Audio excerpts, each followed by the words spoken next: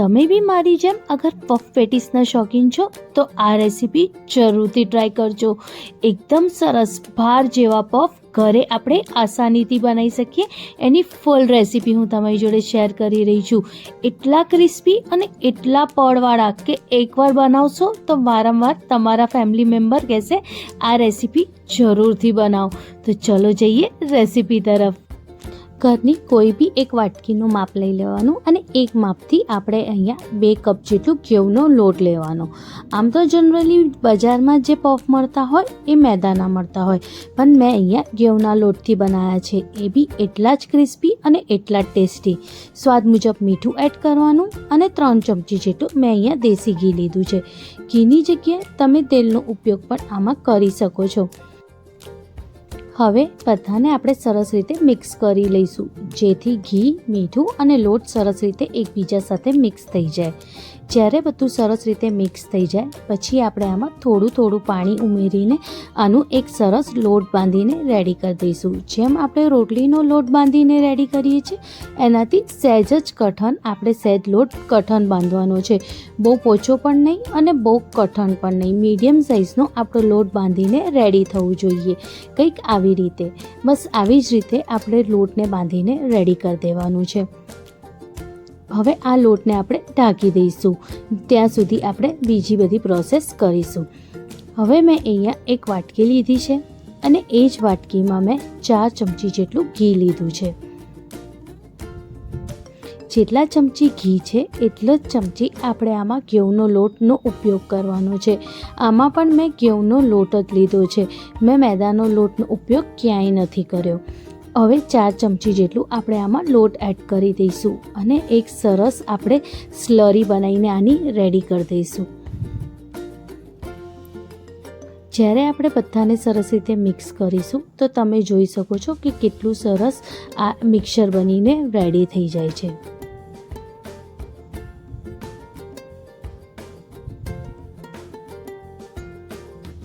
બસ આવી જ રીતનું આપણે મિક્સર બનીને રેડી થવું જોઈએ. જો કંઈક તમે જોઈ શકો છો આવી રીતે. હવે આપણે એક કઢાઈ લઈશું. એ કઢાઈમાં મેં અહીંયા 2 મોટા ચમચા જેટલું તેલ લીધું છે. હવે મેં આમાં 1 ચમચી જેટલું જીરું એડ કર્યું છે. 1 ચમચી જેટલું મેં આમાં જે આખા દાણા આવે છે એને હાથ ઉપર આવી રીતે થોડું ક્રશ કરીને આમાં નાખ્યું છે. હવે મેં આમાં 2 લીલા મરચાં, આદું અને થોડા લીમડાના પત્તા આમાં લીધા છે. હવે બધાને આપણે આ વઘારની જોડે નાખી દઈશું અને બધાને સરસ રીતે આપણે શેકી લઈશું.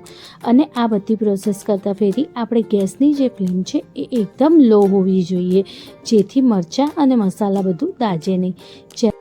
જ્યારે મરચાં સહેજ શેકાઈ જાય પછી આપણે આમાં એક નાની ડુંગળી એડ કરવાની છે સમારીને, કંઈક આવી રીતે.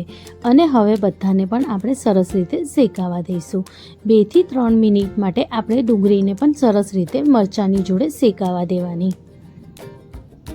જ્યારે ડુંગળી સહેજ શેકાઈ જાય પછી આપણે આમાં આવી રીતના લીલા વટાણાને એડ કરીશું.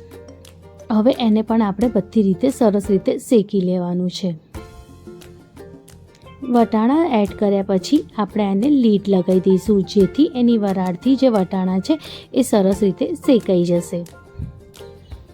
જ્યારે વટાણા શેકાઈ જાય પછી હવે આપણે આમાં જે બટેકાને એડ કરીશું. મેં અહીંયા 3 થી 4 મીડિયમ સાઇઝના બાફેલા બટેકા લીધા છે. જો તમે જોઈ શકો છો આવી રીતના બટેકા આપણે લેવાના છે અને હવે આપણે એને હાથથી જ સ્મેશ કરીને આમાં એડ કરીશું. હવે જ્યારે બટેકા બધા આમાં આપણે નાખી દઈએ પછી બધા મસાલાને પણ હવે આપણે આમાં કરી દઈશું. 1 ચમચી જેટલું લાલ મિર્ચ પાવડર, 1 ચમચી જેટલું ધનિયા પાવડર, થોડીક આપણે આમાં હળદર પાવડર એડ કરવાની, 1 થી 1.5 ચમચી જેટલું અમચૂર પાવડર અને 1 ચમચી જેટલું ગરમ મસાલો. હવે મેં અહીંયા 2 થી 3 નાના આવી રીતના પનીરના પીસ લીધા છે. આ જે છે પનીર ઓપ્શનલ છે, તમને ગમતું હોય તો તમે નાખજો, અગર તમારા ઘેર ના હોય તો તમે આને એવોઇડ પણ કરી શકો છો. બસ પનીરને પણ આવી રીતે આપણે હાથેથી મસળીને આમાં નાખી દઈશું. હવે બધાને આપણે થોડું મિક્સ કરી લઈએ હવે આપણે છેલ્લે આમાં મીઠું એડ કરવાનું, જેથી જે શાકભાજીનું પાણી છે એ છૂટે નહીં. હવે આપણે આમાં સ્વાદ મુજબ મીઠું એડ કરીશું. પહેલાં મીઠું એટલે નહોતું એડ કર્યું, નહીં તો શાકભાજીમાંથી બહુ પાણી છૂટે એટલે. હવે બધાને આપણે સરસ રીતે મિક્સ કરી દઈશું અને મોટા મોટા જે બટેકા હોય એને હવે આપણે આમાં થોડું સ્મેશ કરતા જઈશું, જેથી એક લીસું અને એક મસ્ત માવો આપણો બનીને રેડી થઈ શકે. કંઈક આવી રીતે બધા બટેકાને આપણે સ્મેશ કરી દેવાનું છે અને બટેકાનો જે માવો છે એ કંઈક આવી રીતનું બનીને આપણું રેડી થવું જોઈએ, કંઈક આવી રીતનું. હવે આને આપણે ઠંડુ કરવા સાઈડમાં મૂકી દઈશું. જે આપણે લોટ બાંધીને રેડી કર્યો હતો, હવે એના આપણે નાના નાના લુવા કરી દઈશું. જેમ આપણે ઘરે રોટલી બનાવતા હોઈએ એ જ સાઈઝના મેં અહીંયા લુવા કર્યા છે, કંઈક આવી રીતે. અને બધા લુવા થઈને કંઈક 14 થયા છે. એટલે એક વારમાં હું 7 લુવાનો ઉપયોગ કરીશ. એટલે આ લુવામાંથી જે આપણે રોટલી બનાવીશું એની 7 રોટલીનું હું એક પડ બનાવીને રેડી કરીશ, કંઈક આવી રીતે. પહેલાં આપણે બધી રોટલીઓને વણી લેવાની છે. જેમ આપણે ઘરે રોટલી વણતા હોઈએ જે સાઈઝની, બસ એ જ સાઈઝની રોટલી અને એટલી જ પતલી રોટલી વણીને આપણે રેડી કરવાની છે. બધી રોટલીઓને આવી રીતે આપણે વણી લેવાની છે અને એકબીજાની ઉપર મૂકતા જવાનું છે. રોટલીઓ એકબીજાથી ચોંટે નહીં, એના માટે પણ હું તમને બતાવીશ કે આપણે આમાં શું કરવાનું, જેથી રોટલીઓ એકબીજા જોડે ચોંટે નહીં. પહેલાં આપણે રોટલી મૂકવાની, એની ઉપર થોડો લોટ ભભરાવાનો અને બીજી રોટલી મૂકવાની, પછી થોડું લોટ બીજો મૂકવાનો અને ફરી એની ઉપર બધી રોટલીઓ આવી રીતે આપણે મૂકી દેવાની. બધી રોટલીઓ આવી જ રીતે આપણે વણીને રેડી કરી દેવાની. જો તમે જોઈ શકો છો કેટલી બધી અને કેટલી પતલી રોટલીઓ મેં વણીને રેડી કરી છે. હવે એક રોટલી લેવાની અને ઘી અને લોટનો જે આપણે લાઈ રેડી કરી હતી એને હવે આવી રીતે આપણે એની ઉપર લગાવી દેવાનું. થોડું આપણે એની ઉપર કોરો લોટ ભભરાવાનો અને ફરી બીજી રોટલી આપણે આની ઉપર મૂકી દેવાની, કંઈક આવી રીતે. બસ આવી જ રીતે આપણે 7 રોટલીઓ એકબીજાની ઉપર આવી રીતે મૂકવાની છે. આવી જ રીતે આપણે ઘી અને લોટનો આપણે મિક્સર લગાવવાનો અને થોડો લોટ આપણે કોરો ભભરાવાનો અને ફરી બીજી રોટલી એની ઉપર આવી રીતે મૂકી દેવાની. આવી રીતે 7 રોટલીઓનું એક બંચ આપણે બનાવીને આવી રીતે રેડી કરવાનો. હવે હાથની મદદથી આવી રીતે આપણે ચારે બાજુ ફેલાવતા જવાનું, જેથી રોટલી સહેજ પતલી પણ થશે અને મોટી પણ થશે. કંઈક આવી રીતે તમે વિડીયોમાં જોઈ શકો છો કે કઈ રીતે મેં હાથેથી એને ફેલાવીને મોટી કરી છે. બીજી બાજુ પણ પલટીને આપણે સેમ પ્રોસેસ કરવાની, જેથી અગર આપણી ઊંચી નીચી રોટલીઓ હશે તો બધી એક સરખી થઈ જશે. બસ બહુ પતલું પણ નહીં કરવાનું, સહેજ જ. હવે આપણે એને કાપીને એક શેપ આપી દઈશું. આવી રીતે મેં અહીંયા ચોરસ શેપ આપ્યું છે, તો આવી રીતે આપણે બધી કિનારોને કાપી લઈશું, કંઈક આવી રીતે. તમે વિચારતા હશો કે આ જે આપણે કાપીએ છીએ કિનારો એનું શું, એની પણ હું તમને બતાવીશ કે કઈ રીતે એનો ઉપયોગ આપણે કરીશું, જેથી એ બહુ સરસ એક નાસ્તો બનીને રેડી થઈ જશે. બસ આવી જ રીતે હવે આપણે આને સ્ક્વેરમાં કાપી લીધું છે. હવે બીજા આના અંદરથી આપણે 4 બીજા સ્ક્વેર નીકળે એવી રીતે આપણે એને કાપીશું, કંઈક આવી રીતે.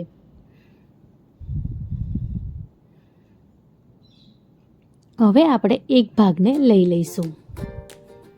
એક ભાગને લઈને આપણે એને હાથની મદદથી થોડું આપણે આવી રીતે ફેલાવી દઈશું અને ચારે બાજુ હવે આપણે એને પાણી લગાવી દેવાનું.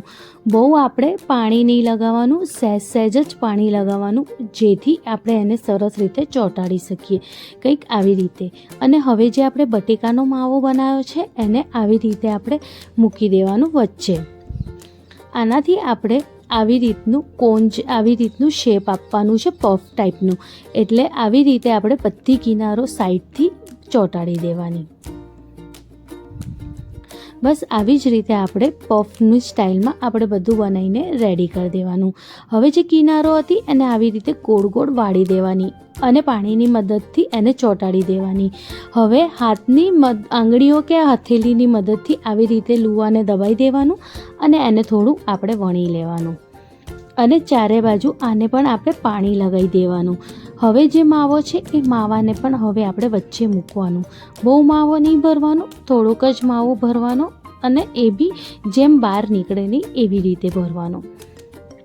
બસ હવે આને પણ આપણે બે બાજુ જેમ આપણે ઘૂઘરાની સ્ટાઇલ બનાવીએ છીએ બસ આવી જ રીતે ઘૂઘરાની જેમ આપણે એને ફોલ્ડ કરવાનો અને બધી બાજુ કિનારોથી એને આવી રીતે દબાઈ દેવાનું. તમે જ્યારે આને પણ તળશો તો એકદમ પડદાર અને સરસ ઘૂઘરા બનીને રેડી થઈ જશે. બસ પફને હવે આપણે એકદમ લો ફ્લેમ ઉપર અને એકદમ ઓછા ગરમ તેલમાં આપણે એને તળવાનું. જ્યારે આપણે આ પફ તળવા મૂકીએ ત્યારે આપણો જે તેલ છે એ બહુ હાઈ ગરમ ના હોવો જોઈએ, નહીં તો તમારા એક બી પડ ખુલશે નહીં. આ જેટલું ધીમા તાપે તળાશે એટલા જ જે પફના જે પડ છે એ ખુલતા જશે. તમે વિડીયોમાં જોઈ શકો છો કે આના પડ કેટલા સરસ ફૂલવા માંડ્યા છે. જો તમે વિડીયોમાં જોઈ શકો છો, જ્યારે હું એને પલટું છું ત્યારે તમને આના પડ દેખાતા હશે. બસ આવી જ રીતે આપણે ગોલ્ડન બ્રાઉન થાય ત્યાં સુધી એને આપણે તળવાનું છે. આને તમે એકદમ લાલ બ્રાઉન પણ કરી શકો છો. જો તમને દેખાતા હશે કેટલા સરસ આના પડ ફૂલ્યા છે. બસ આવી જ રીતે આપણે બધા પફને તળીને રેડી કરી દેવાનું છે. ઘૂઘરાને પણ હવે આવી રીતે જ આપણે તળી લેવાના છે. બધા ઘૂઘરા જે આપણે બનાવ્યા હતા એને બી આપણે આવી રીતે તળી લઈશું. જો હું આને તમને તોડીને પણ બતાવું છું કેટલા સરસ પડ છે અને કેટલું સરસ પફ બનીને આપણું રેડી થયું છે. બહાર કરતાં પણ એકદમ સરસ અને ઘરનું એકદમ ટેસ્ટી આપણે પફ બનાવીને રેડી કરી શકીએ છીએ. આને તમે કીટી પાર્ટીમાં પણ બનાવી શકો છો કે તમારે ઘરે નાની મોટી પાર્ટી હોય એના માટે પણ તમે બનાવી શકો છો. તમારા છોકરાઓના લંચ બોક્સમાં પણ તમે આપી શકો છો. એકવાર જ્યારે તમે આ રેસીપી બનાવશો તમારા ઘરના મેમ્બર 100% કહેશે કે વારંવાર આ રેસીપી બનાવો. જો તમને ગમી હોય તો લાઈક, શેર, કમેન્ટ